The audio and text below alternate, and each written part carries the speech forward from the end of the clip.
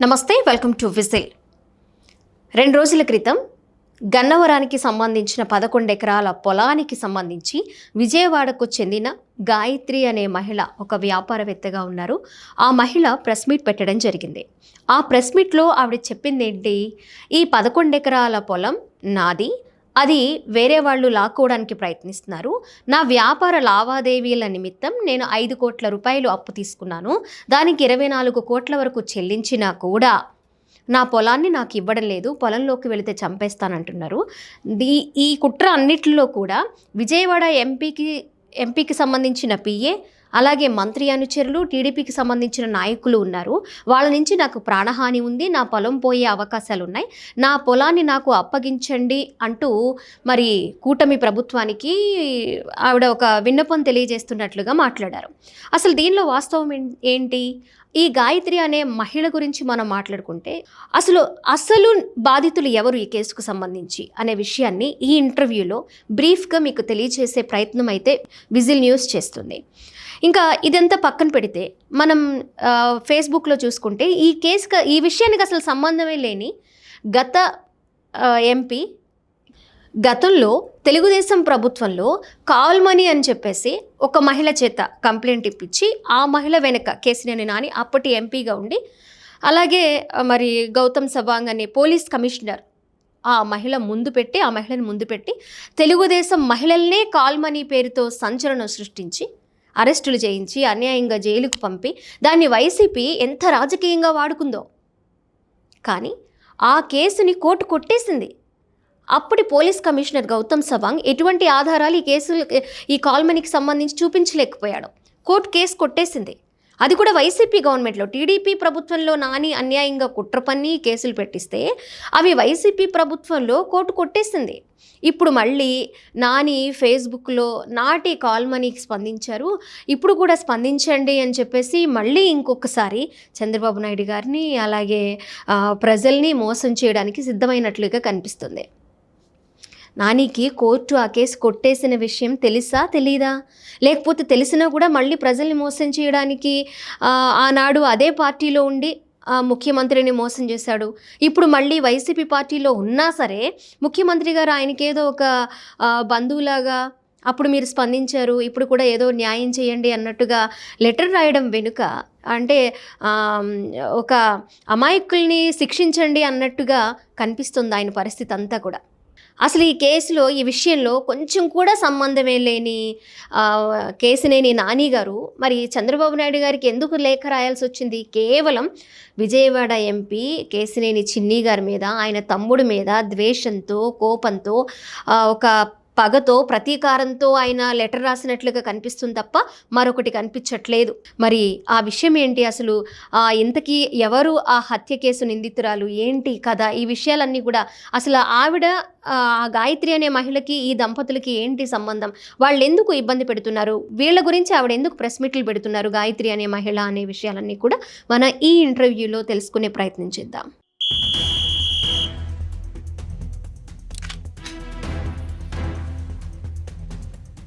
గాయత్రి అనే మహిళ వెనిగళ్ల హర్షవర్ధన్ గారి మీద ఒక కంప్లైంట్, ఒక వర్డ్ అయితే ఆవిడ వదిలేశారు. ఏంటంటే కాల్ మనీ కింద అమౌంట్ వసూలు చేసి నేను తీసుకున్న అమౌంట్కి కూడా దగ్గర 20 కోట్ల వరకు నేను కట్టినా కూడా నా పొలంలోకి నన్ను వెళ్ళనివ్వట్లేదు అని చెప్పి అన్నారు. 11 ఎకరాలకు సంబంధించి ఆ పొలానికి సంబంధించిన యజమాని ఇక్కడ ఉన్నారు, వాళ్ళ అబ్బాయి వెనిగళ్ల హర్షవర్ధన్ గారు. అసలు విషయం ఏంటి అనేది మనం తెలుసుకుందాము. సరే, ఎప్పుడు పొలం మీరు అమ్మడం జరిగింది? నా పేరు వెనిగళ్ల హరినాథమ్మ. నేను ఆర్టీసీ కాలనీలో ఉంటాను. నాది లారీ వ్యాపారం. ఈ గాయత్రి గారు అనే ఆమె నాకు తెలుసు, కానీ ఆమె నా దగ్గర రాలేదు. కోరాడు విజయ్ కుమార్ గారు నా దగ్గరికి వచ్చి పొలం అమ్ముదాము, నాకు డబ్బులు అవసరం వచ్చింది అంటే నేను సర్లేని నేను కొనుక్కున్నాను. ఆయన దగ్గర మీరు కొన్నారు? కోరాడు విజయ్ కుమార్ దగ్గర నేను కెనరా బ్యాంక్ ద్వారా చెక్కుల ద్వారా మనీ ట్రాన్స్ఫర్ చేసి నేను దాన్ని 21లో కొనుక్కున్నానమ్మా.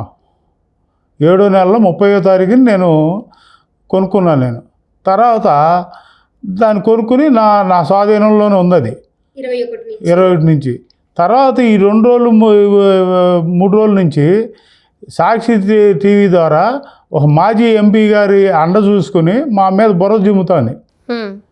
అసలు మర్డర్ కేసులో ఆమె A3, ఆమె మేము మర్డర్ చేస్తామని చెప్పి మా మీద ఇది చేస్తాను. పోలీసు కంప్లైంట్లు కానీ లేకపోతే వాళ్ళకి చెప్పడం కానీ వీళ్ళకి చెప్పడం కానీ ఇది ఒక మాజీ ఎంపీ గారి అండ చూసుకుని. తర్వాత నాకు ఆఫ్టర్ 5 years నాకు డబ్బులు అవసరం ఉండి మొన్న 6 నెలల 2వ తారీఖున నేను చల్లగుళ్ళ సుధారాణి గారు మెడ్రాస్ వాస్తవులు వాళ్ళు వాళ్ళు తెలిసి నా దగ్గరికి వచ్చారు.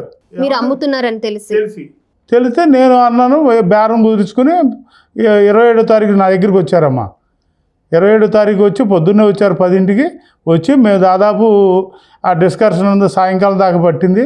మా సోదరుడు అయిన ఇంకో వాళ్ళకి చుట్టాలు మాకు ఫ్రెండు ఆర్డినర్లు ఉంటారు, ఆయన ద్వారా మా దగ్గరికి వచ్చారు. వచ్చి బేరం కుదుర్చుకుని ఫలానా మొన్న 6వ నెల 2వ తారీఖున రిజిస్ట్రేషన్ చేసుకున్నారు. మాకు అట్టాగే బ్యాంక్ రూపాన్ని మాకు ఇచ్చి పక్కా రిజిస్ట్రేషన్ అయిపోయింది. ఈ జరుగుతూ ఉండగా మాజీ ఎంపీగా దండ చూసుకుని ఇష్టం వచ్చినట్టు మాట్లాడుతుంది ఆమె. అసలు గాయత్రి గారికి ఈ పొలానికి సంబంధం లేదమ్మా. ఇది కోరాడు విజయ్ కుమార్ గారిది. ఆయన దగ్గర నేను డబ్బులు ఇచ్చి కొనుక్కున్నాను. ఇది వాస్తవం. మరి ప్రెస్ మీట్లు ఎలా పెట్టిందండి ఆవిడ? ఏంటమ్మా సంబంధం లేదు అని అంటున్నారు కదా, ప్రెస్ మీట్ ఏ ధైర్యంతో పెట్టింది? ఇంకా మాజీ ఎంపీ అండ చూసుకొని పెట్టిందంటారా? మాకు తెలిసింది అదండి. ఆయన డైరెక్ట్ గా సీఎం కి లెటర్ రాశారు. తెలియదమ్మా నాకు. సీఎంకి లెటర్ రాసి దీని మీద మీరు న్యాయం చేయాలి, స్పందించాలి, కాల్ మనీతో కొంతమంది బాధపడుతున్నారు, కొంతమంది వేధిస్తున్నారు, ఈవిడ కూడా బాధితురాలు అన్నట్లుగా లెటర్ రాయడం జరిగింది. మరి ఎవరైతే వేధిస్తున్నారో మీ అబ్బాయి అని చెప్పారు ఆవిడ. మరి మీరు ఎలా దాన్ని రిసీవ్ చేసుకుంటారు? అది వాస్తవం కాదమ్మా, అంతా అర్థం. ఆమె అసలు కాల్ మనీ వ్యాపారం చేస్తుంది, ప్రైవేట్ చిట్స్ నడుపుతుంది. వీళ్ళిద్దరూ కోరాడ విజయ్ కుమార్ గాయత్రి గారు కోరాడ చిట్ ఫండ్స్లో డైరెక్టర్స్ అండి, పార్ట్నర్స్. కోరాడ విజయ్ కుమార్ గారిని మీరు కలవడం ఏమన్నా జరిగింది? అది అగ్రికి వచ్చారమ్మా. ఏమన్నారు? అమ్ముతాకు వచ్చినప్పుడు కలిసాడు, తర్వాత నాకు కలవలేదమ్మా. నాకు కలవలేదు అసలు. అవును, ఆమెది ఎట్ట అవుతుందమ్మా? అసలు విజయ్ కుమార్ గారి పేరు ఉంటే నాదంటే సరిపోతుందా? ప్రూవ్ చేసుకోమనండి. నాదని ప్రూవ్ చేసుకుంటే మీది ఇప్పుడు నాది ఎట్ట అవుతుంది? కాగితాలు కోరాడు విజయ్ కుమార్ గారి పేరు మీద ఉంది. అక్కడి నుంచి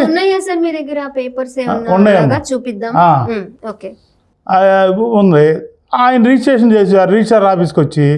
ఆయన చేయకపోతే అవ్వదు కదమ్మా రిజిస్ట్రేషన్. దానికి సంబంధించిన కాగితాలు, పాస్బుక్ కానీ లింక్ డాక్యుమెంట్స్ కానీ అన్నీ మా దగ్గర ఉన్నాయి. తర్వాత నేను రిజిస్ట్రేషన్ చేసిన చల్లగొల్ల సుధారాణి గారికి రిజిస్ట్రేషన్ చేసిన తర్వాత ఆ పొలం వాళ్ళకి హ్యాండ్ ఓవర్ చేశాను. అసలు ఆవిడ నేపథ్యం గురించి, ఆవిడ ఏం చేస్తూ ఉంటారు, ఆవిడ వ్యాపార లావాదేవీలు?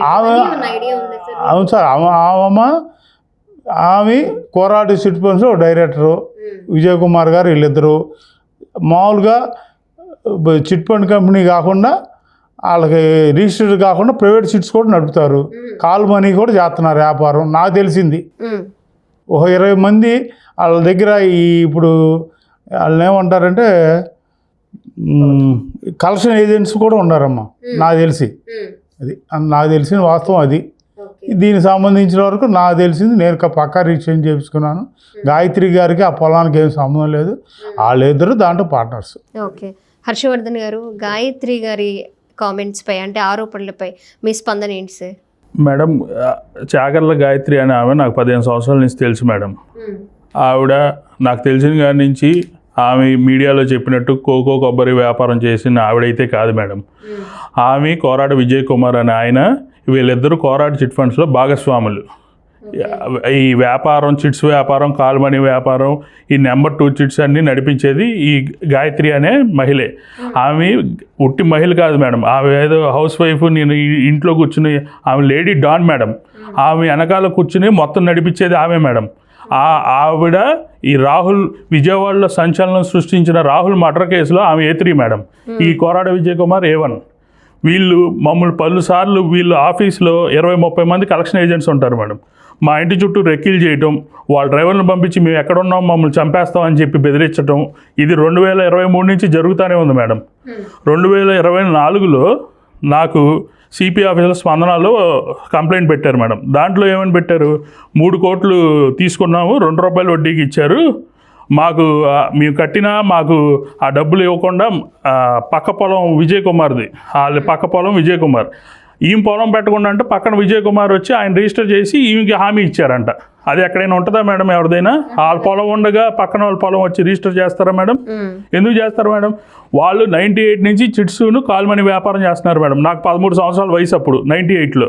అంటే నేను వాళ్ళ దగ్గర నేను వ్యాపారం చేసేంత స్థాయి నాకు ఉంటుందండి? ఆయన 2 సార్లు కార్పొరేటర్గా చేశాడు, ఎమ్మెల్యేగా 2019లో పోటీ చేశాడు. నేను వాళ్ళకి నేను చేసేంత కెపాసిటీ నాకు ఉంటుందా మేడం? వాళ్ళు ఢీ కొట్టేంత కెపాసిటీ నాకు ఉంటుందా మేడం? ఈ గాయత్రి అనే ఆమె లేడీ వెళితే చంపేస్తానని బెదిరిస్తున్నారట. ఎవరు మేడం? మొత్తం తీయండి మేడం. నా మీద ఫాల్స్ ఎఫ్ఐఆర్ 27వ తారీఖు మే నెలలో కట్టారు మేడం. నేను వాళ్ళ ఇంటికి వెళ్ళి ఇచ్చేసాను. నేను గాయత్రి నగర్ చుట్టుపక్కల కానీ వాళ్ళ ఇంటి దరిదాపుల్లో కానీ నేను మా నాన్నగారికి 68 సంవత్సరాలు 70 సంవత్సరాల వయసు మేడం. ఆయన 4th ఫ్లోర్ వెళ్ళి ఆ మరుస్తే అంటే మేము పారిపోయి వచ్చాం. మా నాన్నగారికి మేజర్ యాక్సిడెంట్ అయ్యి కాలు ఫ్రాక్చర్ అయ్యి దాంట్లో కాలు మేజర్ యాక్సిడెంట్ అయింది మేడం. ఆయన నిదానంగా నడవగలరు తప్పితే పరిగెత్తుకుంటూ వెళ్ళేది. ఆ ఇల్లు 4th ఫ్లోర్, ఒక ఫ్లోరు కింద దిగి తర్వాత లిఫ్ట్ ఎక్కాలి మేడం. కింద అరిస్తే అందరు రారా మేడం? ఇదంతా ఫాల్స్ ఎఫ్ఐఆర్ చేసి మా మీద ఇదంతా ప్రీ ప్లాన్డ్గా చేసి ఇదంతా చేశారు మేడం. అది గనక ఎఫ్ఐఆర్లో చెప్పినట్టు మేము వాళ్ళ ఇంటికి వెళ్ళినట్టు ప్రూవ్ చేస్తే మేము దేనికైనా సిద్ధం మేడం, దేనికైనా సిద్ధం. నేను పుట్టి పెరిగిందంతా విజయవాడే, నేను దేనికైనా సిద్ధం. ఆమె లేడీ డాన్ మేడం.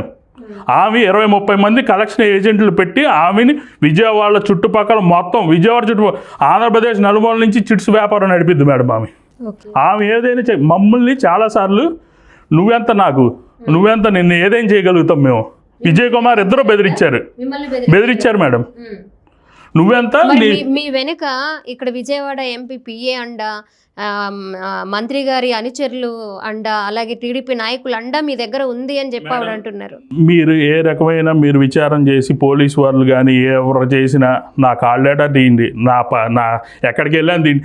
నా మీద ఎఫ్ఐఆర్ కట్టకముందు నేను విజయవాడలోనే ఉన్నా, కట్టినాక విజయవాడలోనే ఉన్నా, కట్టిన తర్వాత విజయవాడలోనే ఉన్నా. నేను ఎక్కడికి పారిపోలేదండి. నేను మాస్క్ కూడా పెట్టి మాట్లాడలా. నేను ధైర్యంగా ఫేస్ చేద్దామని నా మీద చేసిన ఎలిగేషన్స్ అవి అన్నీ పొరపాటే మేడం.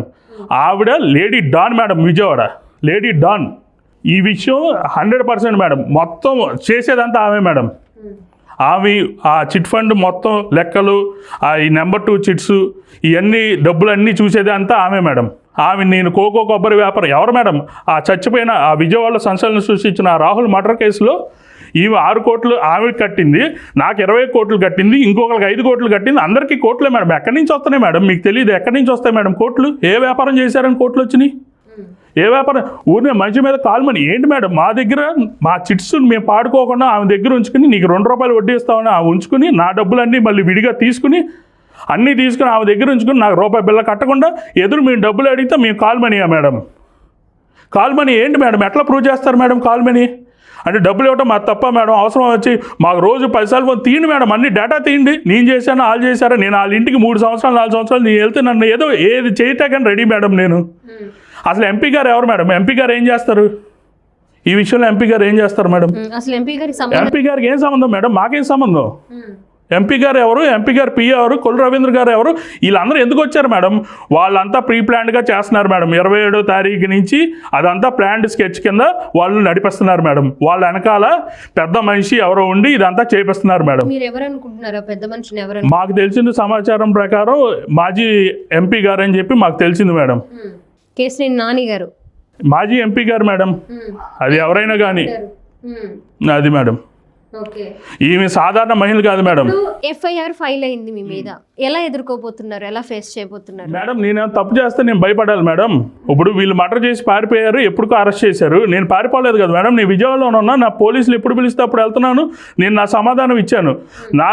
నేను గనక వాళ్ళ ఇంటికి వెళ్ళి వాళ్ళు చెప్పిన ఆరోపించిన విధంగా వాళ్ళు గనక నేను చేశానని నన్ను ప్రూవ్ చేయగలిగితే అన్ని సాక్ష్యాధారాలతో పోలీసు వారు ఎవరైనా సరే, పోలీస్ డిపార్ట్మెంట్ సంబంధించి చంద్రబాబు నాయుడు గారు సంబంధించి పవన్ కళ్యాణ్ గారు, లోకేష్ గారు, నేను అనే మనిషిని నేను మా నాన్నగారు తప్పు చేస్తుంటే దేనికైనా సిద్ధం. ఆమె ఎఫ్ఐఆర్లో పేర్కొందాం. మీ ఇంటికి వెళ్ళి దాడి చేసి 2 కాగితాల మీద సంతకం పెట్టించుకుని ఇవన్నీ చేసామని మహిళని పట్టుకున్న ఆ మహిళ రూపాన్ని ఉపయోగించుకుని ఆడిస్తున్న లేడీ డాన్ మేడం. ఆమె సాధారణ మహిళ కాదు, లేడీ డాన్. అది మేడం. లేడీ డాన్ అంటే ఆమె ఎవరినైనా ఏదైనా దాడి చేయించగలదు మేడం, చంపించగలదు, ఏదైనా చేయగలరు వాళ్ళిద్దరూ, కోరాడ విజయ్ కుమార్, చాగర్ల గాయత్రి, ఏదైనా చేయగలుగుతారు మేడం. చిట్ ఫండ్స్ వ్యవహారాల్లో కూడా కొన్ని ఆరోపణలు ఉన్నాయండి ఆవిడ మీద, మీకేమైనా ఐడియా ఉందా? చాలా మందికి ఇవ్వాలి మేడం. విజయవాడలో అందరూ ఇట్లా భయపడి అందరినీ బెదిరించి చాలా మందిని చంపుతామని బెదిరించారు. నాకు తెలిసి నా స్నేహితుల ద్వారా నా రిలేటివ్స్ని నేను చాలా మందితో చిట్లు వేయించాను మేడం. వాళ్ళందరూ నన్ను అడగడం, తన దగ్గర నేను వేయించాను మేడం. నాకు 15 ఏళ్ళుగా తెలుసు, నేను వాళ్ళతో ట్రాన్సాక్షన్ చేశాము.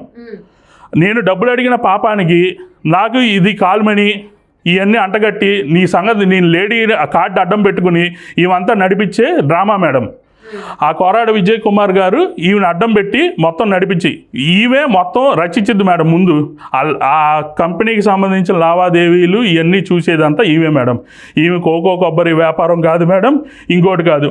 98 నాకు 13 సంవత్సరాల నుంచి వీళ్ళు చిట్ ఫండ్ వ్యాపారం, కాల్ మనీ వ్యాపారం, రోజువారీ వ్యాపారం అన్నీ చేస్తారు మేడం. మీరు నేను చెప్పవసరం లేదు మేడం, మీరు గూగుల్లో కొడితే వాళ్ళ డేటా వస్తుంది మేడం. కోరాడ్ చిట్ ఫండ్స్లో ఎవరెవరు డైరెక్టర్స్, ఎవరెవరు ఏంటి అని మొత్తం వచ్చింది మేడం. వీళ్ళు ఎప్పటి నుంచి చేస్తున్నారు, ఆ కోరాడ్ చిట్ ఫండ్స్ ఎప్పుడు రిజిస్టర్ అయింది, అది మొత్తం డేటా వస్తుంది మేడం.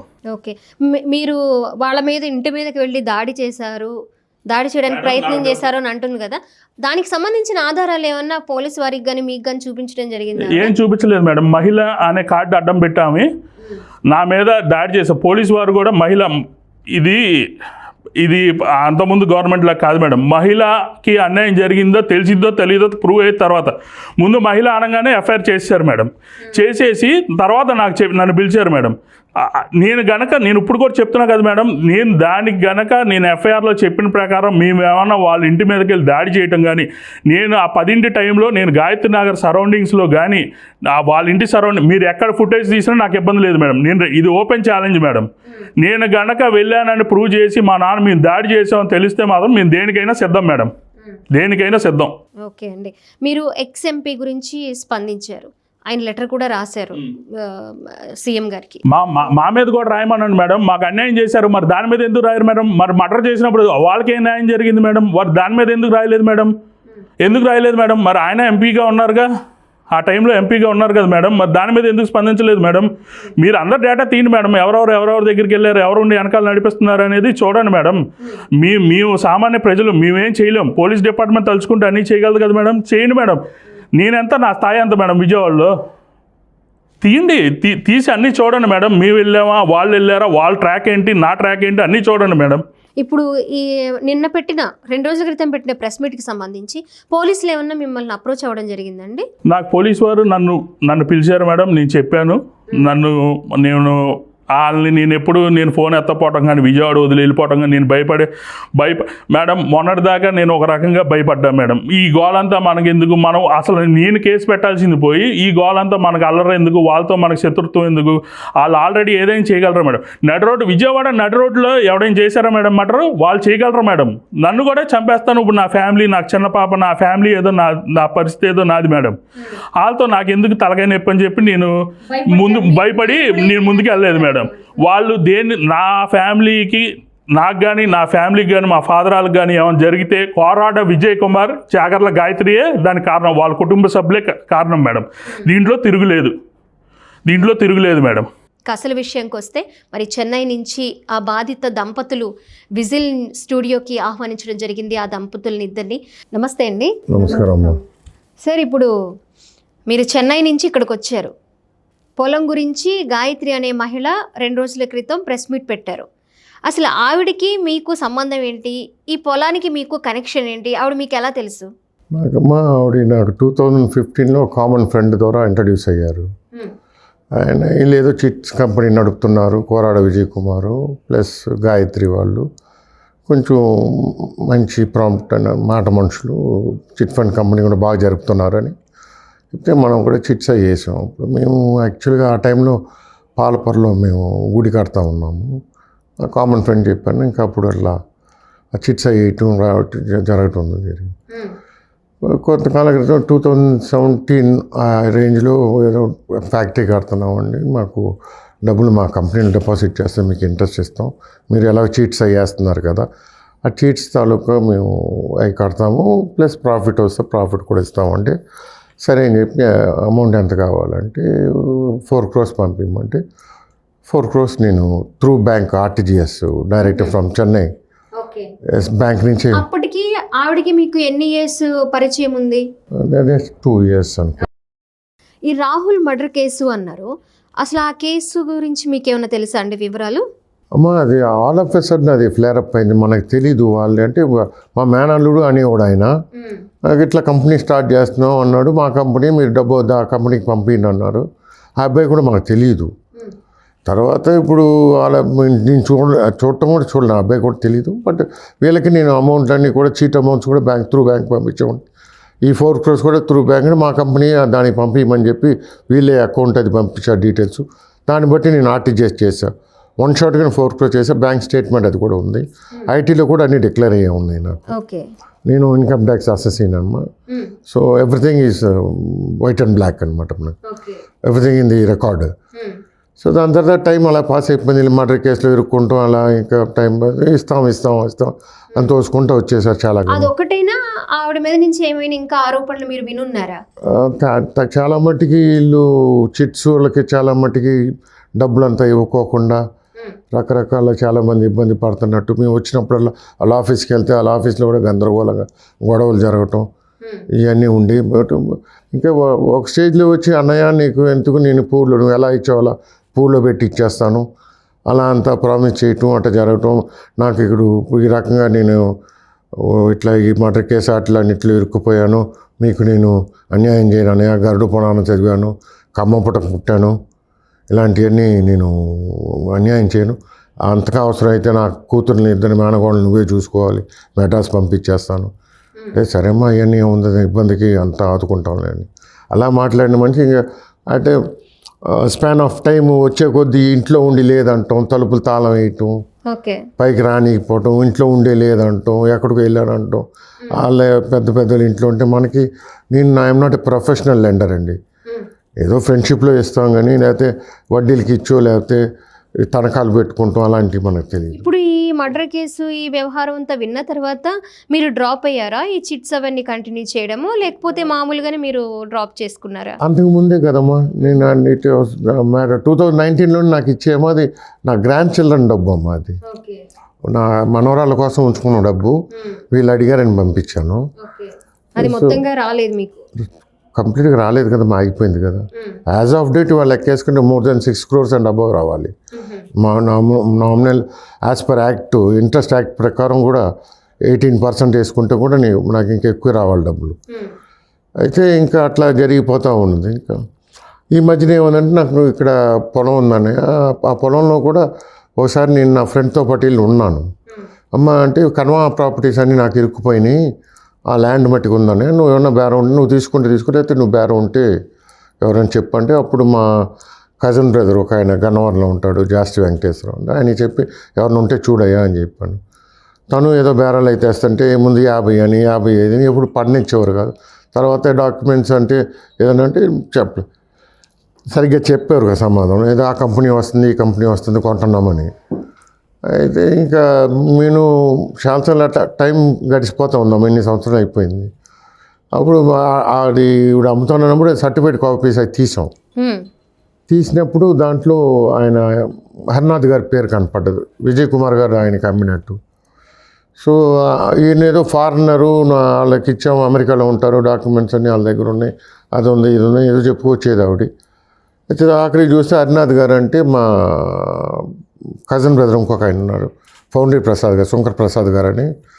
ఆయన ద్వారా ఇప్పుడు మాట్లాడినప్పుడు ఆయనకు నేబర్స్ వాళ్ళ డాటర్ వాళ్ళ ఇంటి పక్కనే.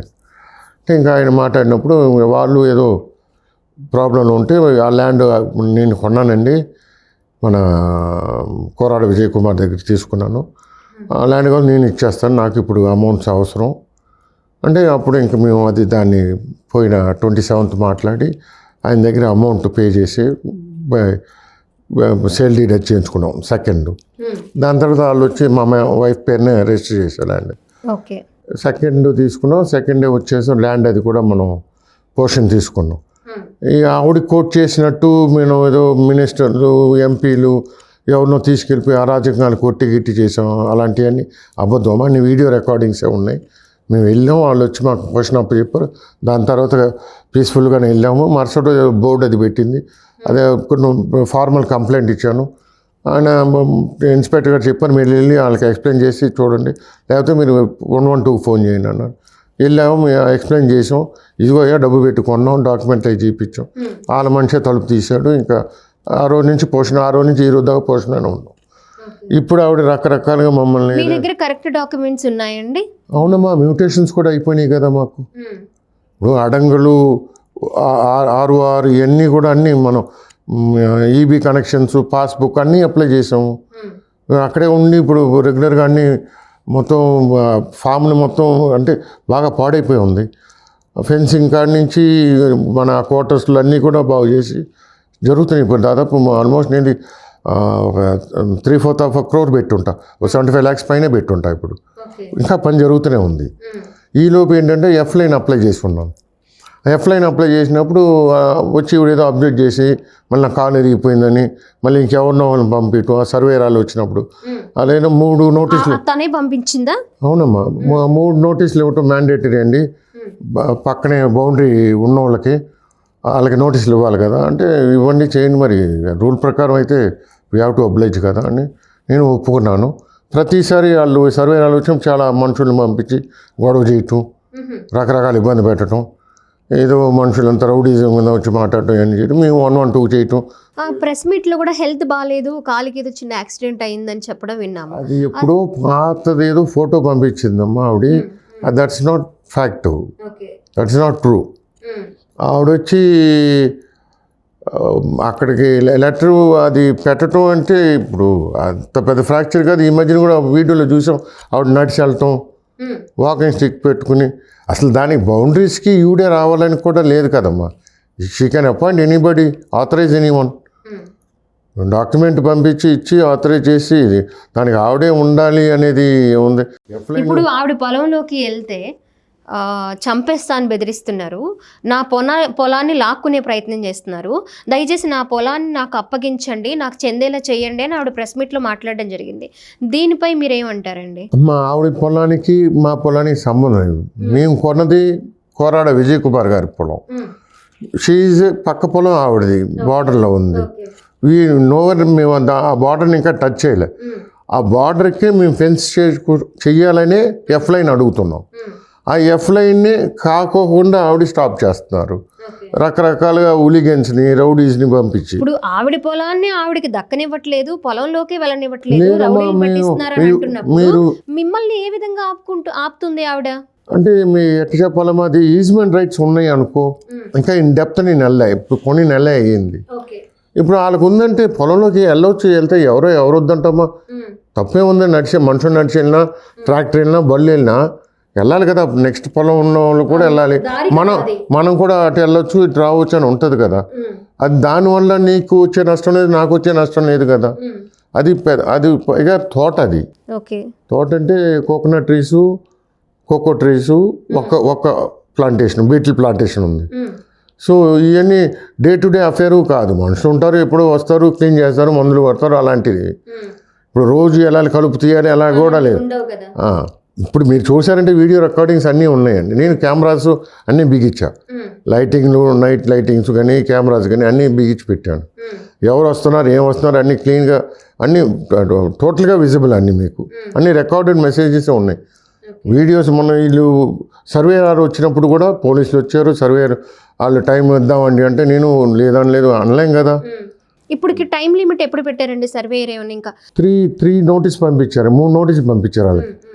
3rd నోటీస్ తర్వాత 4th లెటర్ వచ్చి 29th MRO గారు లెటర్ పంపించి 2nd పెట్టిస్తానని మళ్ళీ 2nd పెట్టించారు.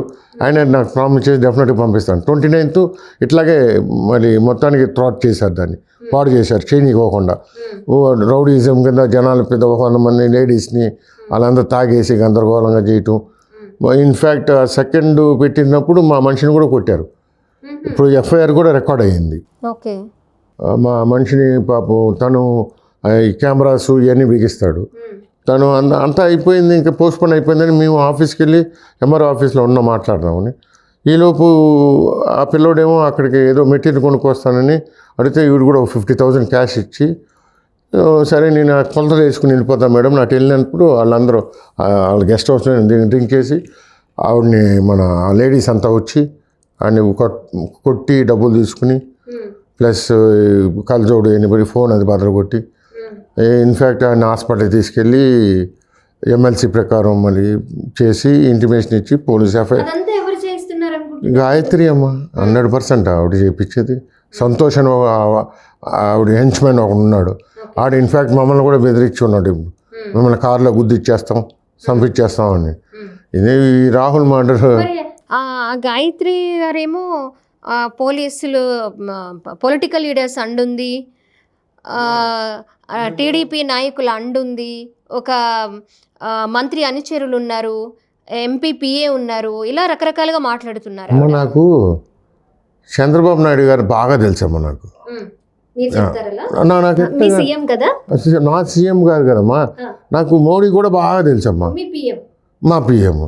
నన్ను తెలిసా వాళ్ళని అడిగితే వాళ్ళు తెలుస్తుందమ్మా. వాళ్ళని అడగాలి బాబు, మాకు సంబంధమే లేదు, మేము చెన్నై వాసులం. వాళ్ళకి వీరికి ఏం సంబంధం లేదు. ఇప్పుడు హరినాథ్ గారి దగ్గర ఆయన కొన్నాడు, మన విజయ్ కుమార్ దగ్గర హరినాథ్ గారు కొన్నారు.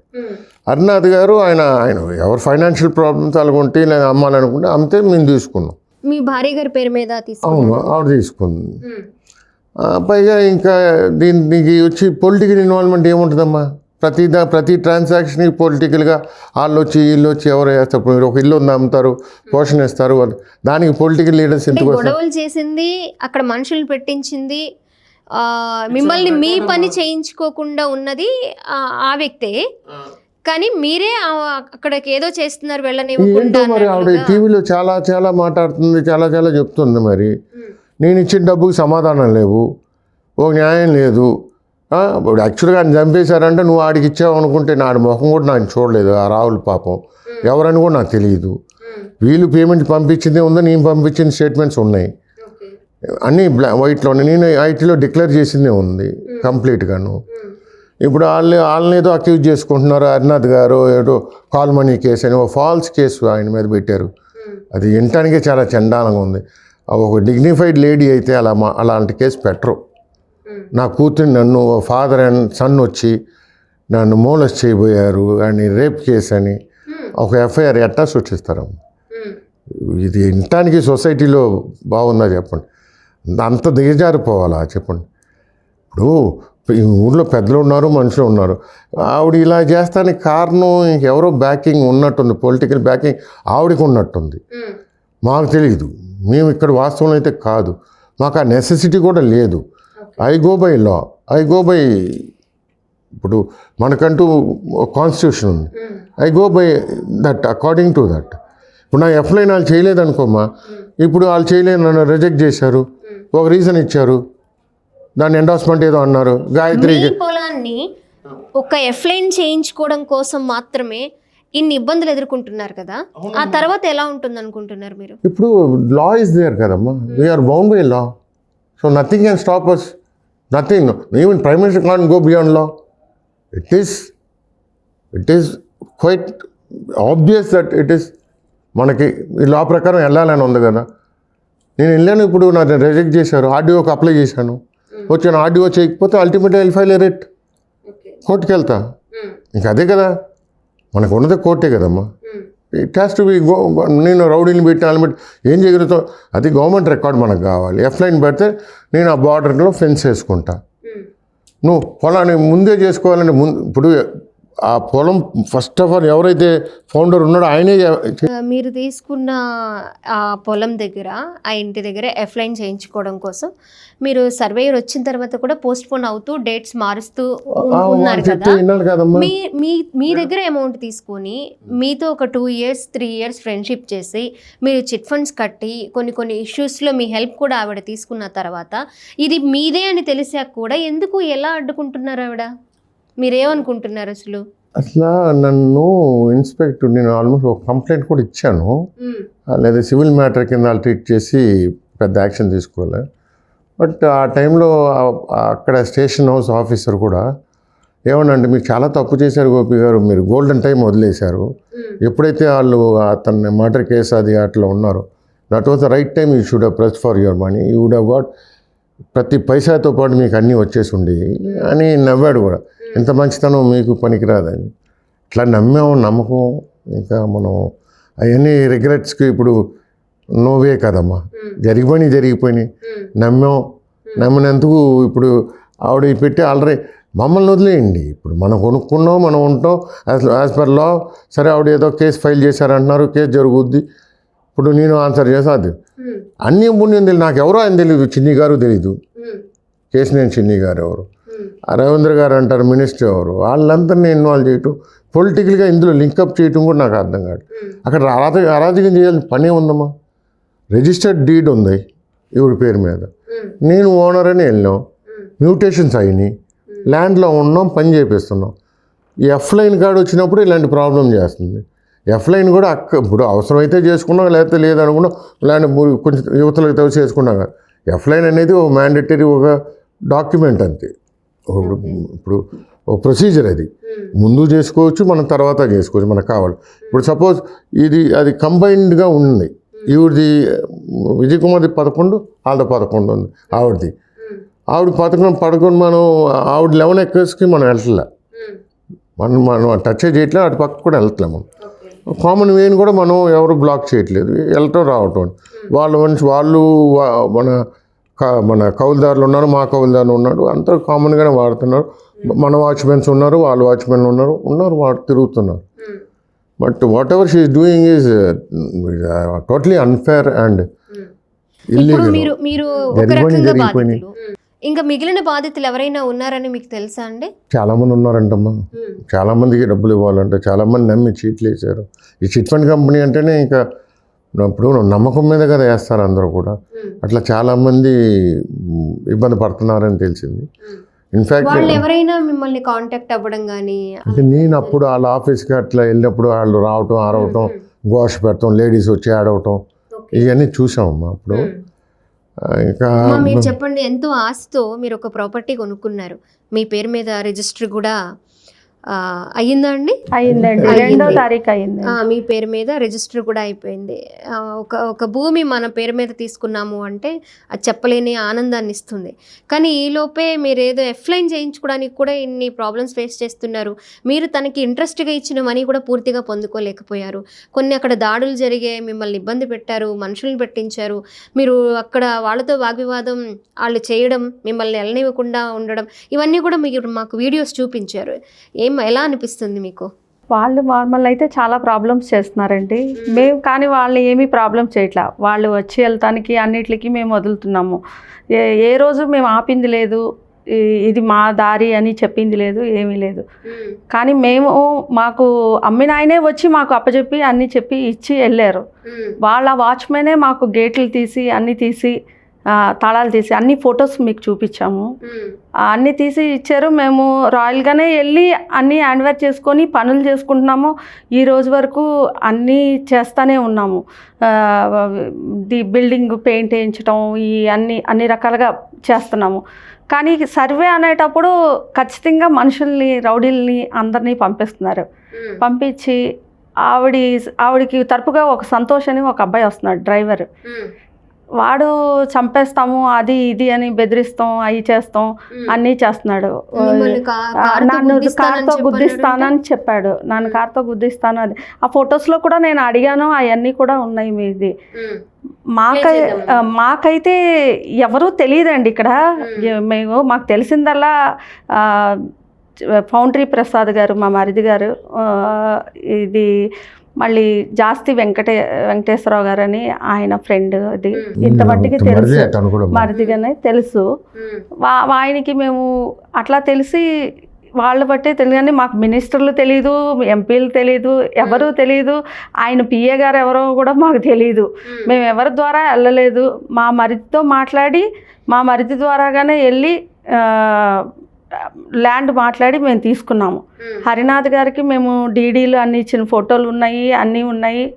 అన్నీ తీసుకుని ఇచ్చేసాం. ఆవిడ ఎందుకు అట్లా మేము తీసుకున్నది వచ్చి ఆయన వచ్చి సెల్ ఫోన్స్ కూడా వెరిఫై చేసుకోవచ్చు, మేము ఎవరితో మాట్లాడాము, ఆయన తీసుకొచ్చి కాల్ రికార్డింగ్ కూడా చూసుకోవచ్చు, మాకు ఎవరు తెలియదు.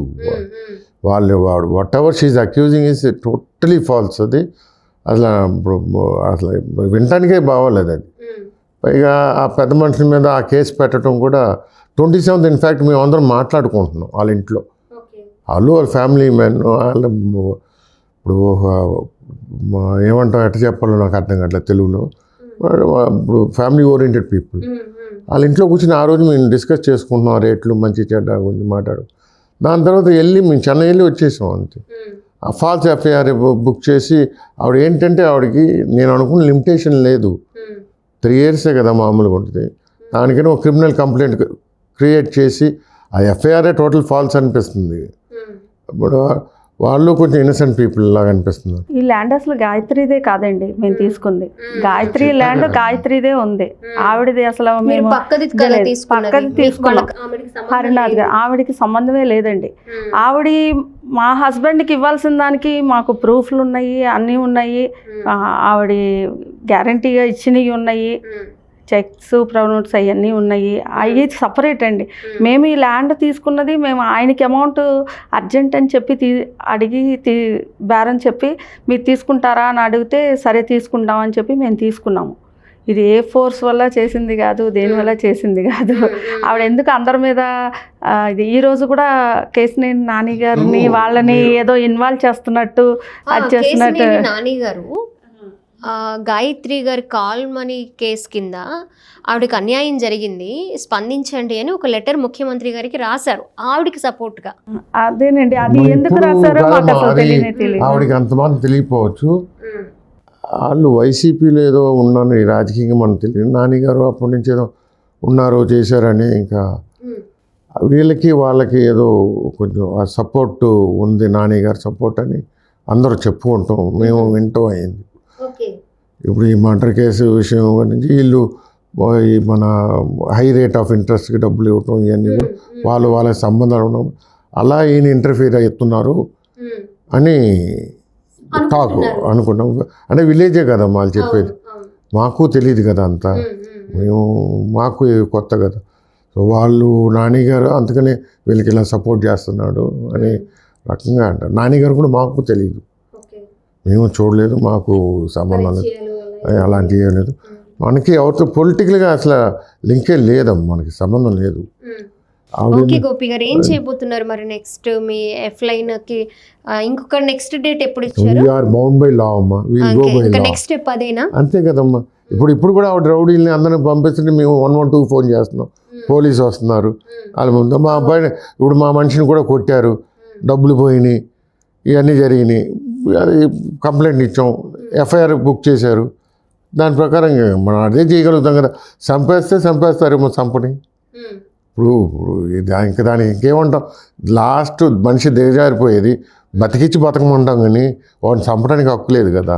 చంపితే వచ్చేది ఏంటి, ఇలాంటి దరిద్రాలు చుట్టుకుంటాయి, అంతే కదమ్మా. చచ్చిపోయామనుకో ఏం జరుగుతుంది ఎవరికేం తెలుస్తుంది, తెలియదుగా. అంటే అలాంటి భయం ఉందా మీకు? ఖచ్చితంగా ఉందండి. ఈ రౌడీయిజం ఇవన్నీ చూసి ఇట్లా చేస్తున్నారంటే ఖచ్చితంగా ఒక లేడీగా నాకైతే భయంగా ఉంది. ఆయన అయితే ఎట్లా అంటే మేమిద్దరం, ఆయన సీనియర్ సిటిజన్, నేను ఒక లేడీగాని, ఆయన హెల్త్ బాగోదని తెలిసి వచ్చినప్పుడు నన్ను కార్తో గుద్దుతానని చెప్పారు. ఇప్పుడు మా మనిషిని వచ్చి లివర్ ట్రాన్స్ప్లాంటేషన్ కూడా జరగబోతుంది అనేది తెలుసు ఆవిడకి. అయినా మానవత లేకుండా అట్లా బిహేవ్ చేస్తున్నాడు. ఆవిడ ఒక హత్య నిందితురాలుగా ఉన్నారు అని చెప్పి జైలుకి వెళ్ళారు కదమ్మా, జైలుకి వెళ్ళి వచ్చారు కదా, జైలుకి వెళ్ళి వచ్చాక కదా ఇవన్నీ కూడా. అవన్నీ విన్నప్పుడు మీకు ఏమనిపించింది సార్? మన అంటే ఫ్రెండ్షిప్ కదా మీది గతంలో 2 years. ఫ్రెండ్షిప్ అంటే ఇప్పుడు లా హాస్ ఇట్స్ ఓన్ కోర్స్. ఒక 1 lakh 2 lakhs 5 lakhs వరకు అనుకుందాం. ఒక 5 lakhs చిట్టి వేసాం, చిట్ ఫండ్స్ వేసాము అంటే ఆ కంపెనీ యొక్క వివరాలు లేదా ఆ ఏదైనా వ్యక్తి యొక్క ఎవరన్నా వివరాలు పూర్తిగా మనం హార్డ్ తెలుసుకుంటాము. ఎవరైనా ఎంతో కొంత కష్టం భయం ఉంటుంది. అలాంటిది మీరు అమౌంట్ ఇచ్చి మళ్ళీ చిట్స్ కట్టి ఆ వచ్చిన ఇంట్రెస్ట్ కూడా మీరు తీసుకోకుండా అంత గుడ్డిగా నమ్మారు అంటే ఎలా? అసలు ఏమి తెలుసుకోకుండానే వెళ్ళారా? ఇప్పుడు కొన్ని ఎట చెప్పాలమ్మా, ఇప్పుడు ఈ రకంగా కొన్ని నమ్మకమే కదమ్మా, నమ్మి వెళ్తాం. నేను కాదు కదా, చాలామంది కూడా వేసి ఉన్నారు కదా. ఎవరన్నా కష్టపడి డబ్బులు వేస్తుంటే ఓ రూపాయి ఏదో వెనకాల వస్తుంది. ఎవరి రకాలకి సొంత ప్లాన్స్ ఉంటాయి, ఒక ఫ్యూచర్ కోసం పోరాడుతూ ఉంటాం కదా. లైఫే అదే కదా, రేపు అనే దానికి ఆలోచించుకుంటూ వెళ్తామే కదా లైఫ్. దాంట్లో ఇలాంటివి జరుగుతుంటాయి కూడా. మరి ఏం చేస్తాం, కొన్ని కర్మ అనుకుంటామా, కొన్ని మనం చేసిన తప్పులు అనుకుంటామా. ఇప్పుడు మనం ఇవన్నీ అదే నా డబ్బు నా బ్యాంకులో ఉంటే ఇప్పటికి 4 ఏళ్ళకో 5 ఏళ్ళకో 4 కోట్లు 8 కోట్లు అయ్యేది, 8 కోట్లు 16 కోట్లు అయ్యేది. 10 ఏళ్ళు అయిపోయింది కదా. మరి మనిషికి ఇంకా నమ్మి మనం హెల్ప్ చేస్తే ఇబ్బందులు ఎదుర్కొంటా అంటారు ఫైనల్ గా. నీకు డబ్బు పోద్ది, నీ ఆరోగ్యం పోద్ది, ఇట్లా మరి నిందలో భరించాల్సి వస్తుంది. భరించాలి, తిరగాలి, టెన్షన్ పడాలి, ఆరోగ్యం పాడవుతుంది.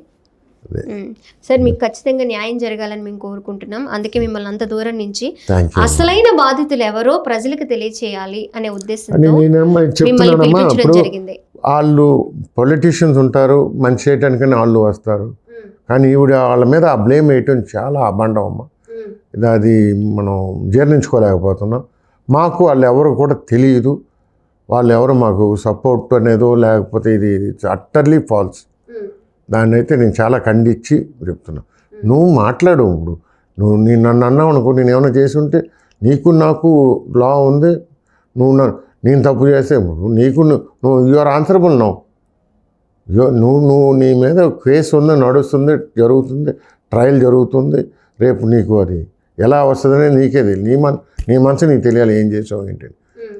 ఎవరినో మనకు సంబంధం లేని వాళ్ళని లింకప్ చేసి ఏంటి ఈ ప్రాపర్టీని ఆ రకంగా గెలిచేస్తావమ్మా. నేను రైట్ ఉంటే you fight with law in the court of law. చూపి నువ్వు 5 కోట్లు తీసుకున్నావు, 20 కోట్లు కట్టావు, నేను కొన్న తప్పు లేకపోతే నాది రిజిస్ట్రేషన్ ఫాల్ట్, ఏ రైట్ ఉంటుంది you exercise it in the court. This is not the way. నువ్వు ఏదో మీడియాని పెట్టుకుని ఇప్పుడు ఆ మీడియాతో నువ్వు ఈ రకంగా ఫ్లేరప్ చేస్తే నిజం దాగదమ్మా.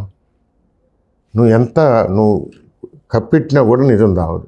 అది ఒకరోజు ఆటం బాంబు కాదా న్యూక్లియర్ బాంబులాగా పేలుతుంది ఖచ్చితంగా. అదే దట్స్ అ ఫ్యాక్ట్. అంతకంటే ఏం మీరు ప్రభుత్వాన్ని ఏమన్నా న్యాయం కోరుతున్నారా సార్? దీంట్లో ప్రభుత్వం ఏం రూల్స్ పెట్టిందో ఆ రూల్స్ ప్రకారం మనం వెళ్తున్నాం.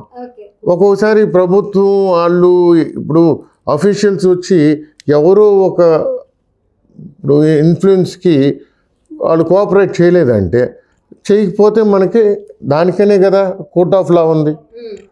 మన కాన్స్టిట్యూషన్లో ఎవరికన్నా కూడా ఇప్పుడు ఇవాళ మోడీ గారి గవర్నమెంట్ ఉంది, మొన్నటి దాకా ఇందిరాగాంధీ గారి గవర్నమెంట్ ఉంది, అట్లా ఇవాళ బాబు గారి గవర్నమెంట్ ఉంది, మళ్ళీ జగన్ రావచ్చు, లేకపోతే ఇవాళ అందరు గవర్నమెంట్ పోయింది, తమిళనాడులో విజయ్ వచ్చాడు. అట్లా మనుషులు మారిపోతారు, గవర్నమెంట్లు మారిపోతాయి, ఎమ్మెల్యేలు మారిపోతారు, ఎంపీలు మారిపోతారు, కాన్స్టిట్యూషన్ మారదుగా. ఇప్పుడు being as a Indian citizen we are bound by that constitution, so we'll go by it. Next God is there, అంతే. Thank you very much. Okay sir, అసలు విషయం ప్రజలకు తెలియచేయాలని మిమ్మల్ని పిలిపించాము. అదేదో మీకు క్లియర్గా అవ్వాలి అని చెప్పి మేము కోరుకుంటున్నాము. మీరు ఏదైతే నెక్స్ట్ స్టెప్ తీసుకోవాలనుకుంటున్నారో మీరు అక్కడ దాకా వెళ్లకుండానే ప్రశాంతంగా మీ ప్రాబ్లం క్లియర్ అవ్వాలని అయితే కోరుకుంటున్నా అండి. Thank you. ఇప్పుడు మనకి అన్ని రకాలుగా ట్రై చేశానమ్మా. అల్టిమేట్గా ఏం చేయాలంటే ఇంకా అదే కదమ్మా, we are bound by law abiding citizen. అదే దాని ప్రకారం ఫాలో అవుతాం. Thank you very much. Thank you.